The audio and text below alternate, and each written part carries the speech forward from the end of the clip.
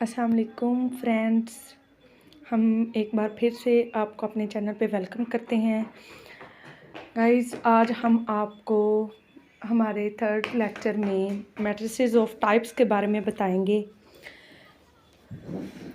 Explain के साथ, with example, with meanings. Guys, 9th class के थर्ड लेक्चर में आप लोगों का वेलकम है। गाइस, सबसे पहले हमें पता होना चाहिए कि टाइप्स ऑफ मैट्रिसेस हमारे पास कितनी होती हैं। तो गाइस, इनकी नंबर में तादाद हमारे पास होती है 12। टोटल ये हमारे पास 12 होती हैं। तो सबसे पहले नंबर पे हमारे पास आज हम आपको हाफ मैट्रिसेस टाइप्स ऑफ के बारे में बताएंगे। वो हैं हमारे पास सिक्स के बारे में, फर्स्ट 6 के बारे में हम आपको आज एक्सप्लेन के साथ बताएंगे। गाइस, सबसे पहले हमारे पास रो मैट्रिक्स होती है। रो मैट्रिक्स क्या है? A matrix is called a row matrix if it has only one row. Guys, इसका क्या मतलब है कि a matrix is called a row matrix, एक मैट्रिक्स तब एक रो मैट्रिक्स होता है if it has only one row, जबकि उसमें सिर्फ एक ही हमारे पास रो हो। जब भी किसी भी मैट्रिक्स में हमारे पास एक ही कतार होगी तो वो हमारे पास एक ही कतारी काल्प कहलाएगा। गाइस, नीचे उन्होंने आप लोगों को विद एग्जांपल इसके साथ एक्सप्लेन के साथ बताया है। नेक्स्ट आ जाएं कॉलम मैट्रिक्स। कॉलम मैट्रिक्स हमारे पास अब कॉलम मैट्रिक्स क्या होता है? A matrix is called a column matrix if it has only one column.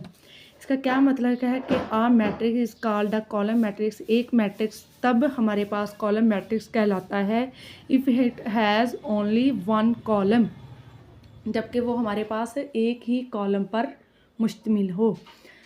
Next page पे आ जाएं गाइस, उन्होंने हमें एग्जांपल दी हुई है कॉलम मैट्रिक्स की। थर्ड टाइप्स ऑफ मैट्रिक्स हमारे पास है रेक्टेंगुलर मैट्रिक्स। तो थर्ड नंबर ऑफ मैट्रिक्स हमारे पास है रेक्टेंगुलर मैट्रिक्स। गाइस, आपको पता है कि रेक्टेंगुलर एरिया हमारे पास नॉट इक्वल टू स्क्वायर होता है, ठीक है। तो आप matrix M is called rectangular if the number of rows of M is not equal to the number of columns. इसका क्या मतलब है कि जब रोज़ एंड कॉलम्स की तादाद हमारे पास एक दूसरे के इक्वल ना हो, मतलब कि वो हमारे पास स्क्वायर रूट ना हो, तो अब हमारे पास वो मैट्रिक्स हमारे पास एक रेक्टेंगुलर मैट्रिक्स कहलाता है। नीचे उन्होंने आपको इसकी एग्जांपल के साथ डिटेल में बताया हुआ है। नंबर 4 पे आ जाए, हमारे पास स्क्वायर मैट्रिक्स है। गाइस, आपको पता है स्क्वायर हमारे पास क्या होता है? स्क्वायर रूट हमारे पास होता है एक मुरब्बा के, अदरवाइज उसकी matrix is called a square matrix if its number of rows is equal to its number of columns. तो गाइस, जिसमें रोज एंड कॉलम्स की तादाद इक्वल होगी तो वो हमारे पास क्या कहलाएंगे? स्क्वायर मैट्रिक्स कहलाएंगे। अदरवाइज़ उन्होंने आपको यहाँ पे नेक्स्ट एग्जांपल के तौर पे भी समझाया हुआ है ए और बी। इनमें आप देखेंगे 3 ही कॉलम हैं, 3 ही रोज हैं, तो ये हमारे पास एक स्क्वायर रूट बन रहा है, स्क्वायर मैट्रिक्स बन रहा है। नेक्स्ट 5 नंबर पे आप आएंगे नल और ज़ीरो मैट्रिक्स। गाइस, ज़ीरो से हमें मालूम हो रहा है, हमारे माइंड में पहली ही बात आती है कि ऐसा matrix matrix M is called a null और zero matrix if each of its entries is zero.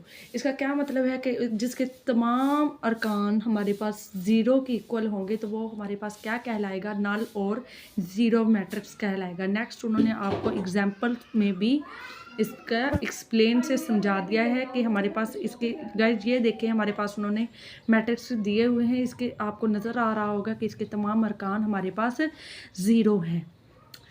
Next 6 point पे आए आप, transpose of a matrix. Transpose guys, transpose matrix ऐसा मैट्रिक्स होता है जिसमें a matrix obtained by changing the rose into columns, जिसमें हम रोज को कॉलम में चेंज कर देते हैं, तब्दील कर देते हैं।